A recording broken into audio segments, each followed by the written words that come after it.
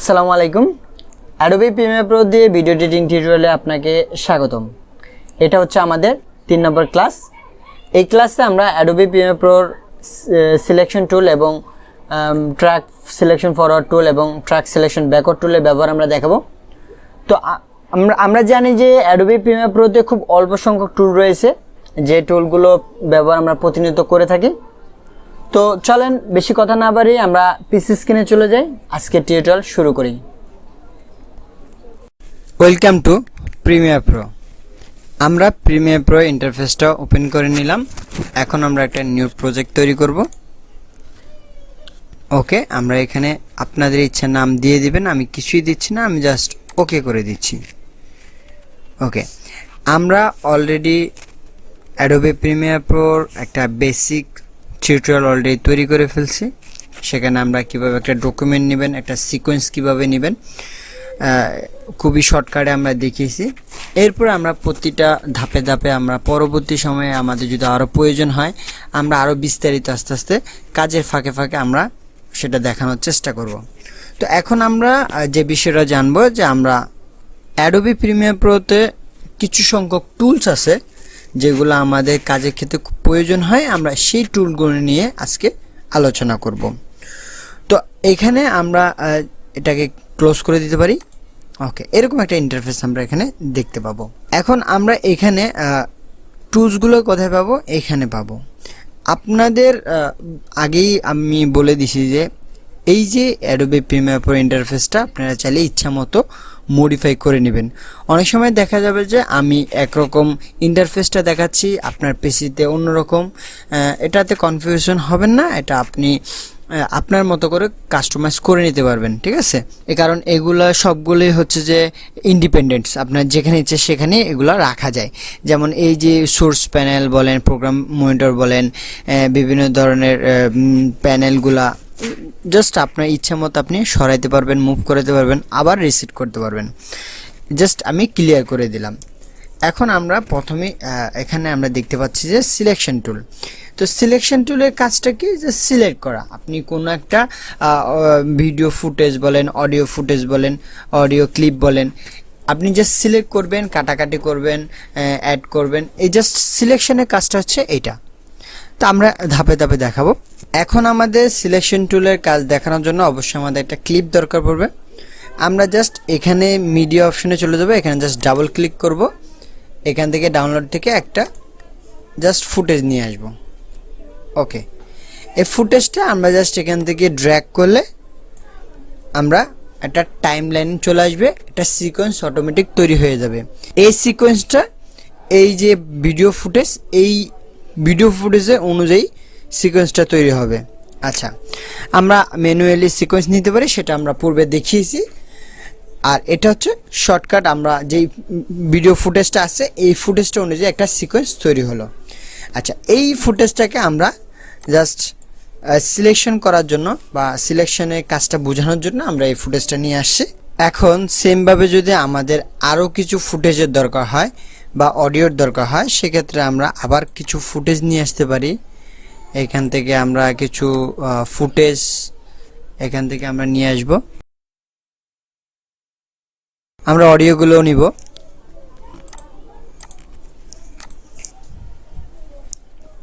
ওকে, এখন আমরা এই ফুটেজগুলো এখানে ইনপুট করব। এখন সিলেকশন টুলের কাজটা কি হচ্ছে? আমরা যে কোনো একটা ফুটেজ ধরে আমরা চাইলে এটাকে মুভ করাতে পারবো, এরকম মুভ করাতে পারবো। আমার ইচ্ছে মতো আমি এটা যেখানে ইচ্ছে সেখানে আমি রাখতে পারবো। এটা হচ্ছে সিলেকশন টুলের কাজ। এখন এই যে ভিডিওগুলো আছে, এই ভিডিওগুলো থাম্বনেলটা কিন্তু এখানে দেখা যাচ্ছে, কিন্তু এখানে দেখা যাচ্ছে না। আপনি চাইলে এই ভিডিওগুলোর থাম্বনেলটাকে বড় করতে পারেন।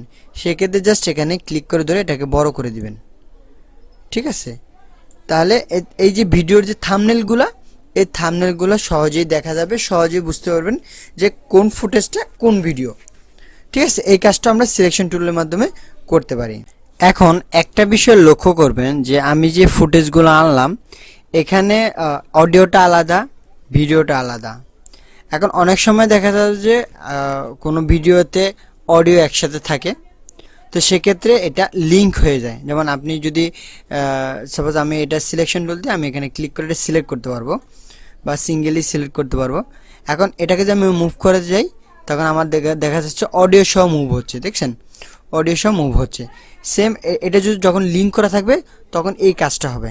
তো এই লিঙ্কটা ছাড়ানোর জন্য আমরা জাস্ট সিলেকশন করে রাইট বাটন ক্লিক করলে এখানে আমার যেহেতু এটা লিঙ্ক করা নাই সেক্ষেত্রে এখানে টিক চিহ্নটা নাই। আমি যদি চাইলে লিঙ্ক করতে চাই তাহলে আমি এখানে ক্লিক করে দিব, তাহলে এটা আমার সিলেকশন করা ছাড়াও আমি যখন মুভ করব তখন এটা একসাথে মুভ হবে। আবার চাইলে আপনি আনলিক করতে পারেন, এখানে ক্লিক করলে জাস্ট আনলিক করবেন।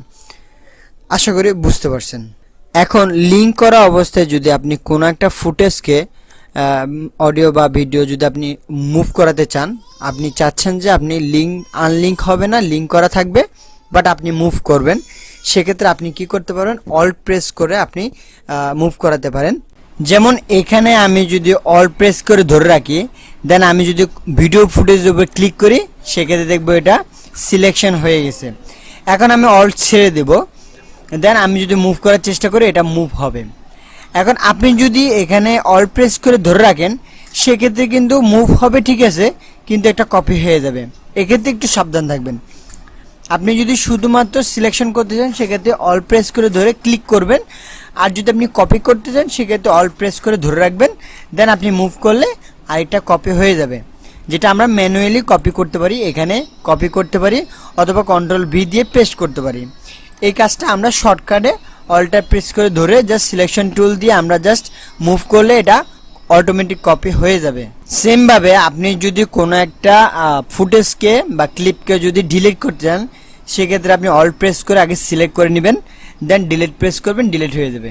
জাস্ট সিম্পল, আপনি জাস্ট অল্ট প্রেস করে ধরে সিলেক্ট করবেন, এরপর ডিলিট।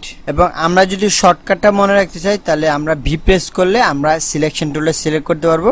এটা শর্টকাট হচ্ছে শুধু ভি। আশা করি আপনারা সিলেকশন টুলের ব্যবহারটা বুঝতে পেরেছেন। এখন আমরা দেখাবো ট্র্যাক সিলেকশন ফরওয়ার্ড টুলের ব্যবহার এবং ট্র্যাক সিলেকশন ব্যাকওয়ার্ড টুলের ব্যবহার। ট্র্যাক সিলেকশন ফরওয়ার্ড টুলের শর্টকাট হচ্ছে এ এবং ট্র্যাক সিলেকশন ব্যাকওয়ার্ড টুলের শর্টকাট হচ্ছে যে শিফট প্লাস এ। সিলেকশন টুলের পরে আমরা দেখতে পাবো ট্র্যাক সিলেক্ট ফরওয়ার্ড টুল। আপনি যদি কিবোর্ড থেকে এ প্রেস করেন এটা সিলেক্ট হয়ে যাবে, অথবা ক্লিক করলেও সিলেক্ট হবে।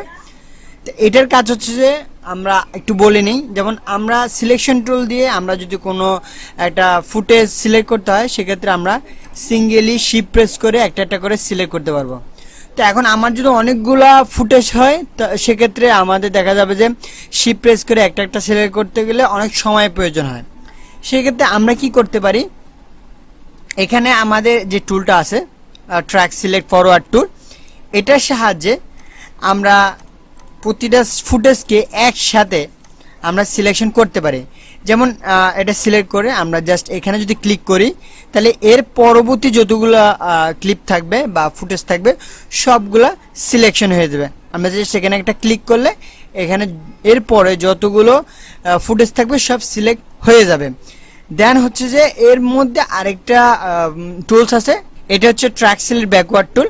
এটা দিয়ে এটার কাজ হচ্ছে যে আপনি পিছন থেকে সাপোজ আপনি এখান থেকে যদি সিলেকশন করেন এর পরবর্তী যা থাকবে সবগুলো সিলেক্ট হয়ে যাবে। আমরা যদি এখানে একটা ক্লিক করি এর পরবর্তী যা থাকবে সব সিলেক্ট হয়ে যাবে। আমরা যদি এখান থেকে সিলেক্ট করার চেষ্টা করি, যেমন এই মাঝখান থেকে সিলেক্ট করার চেষ্টা করি, সেক্ষেত্রে দেখবে এর পরবর্তীতে যা ছিল সবগুলো সিলেক্ট হয়ে গেছে।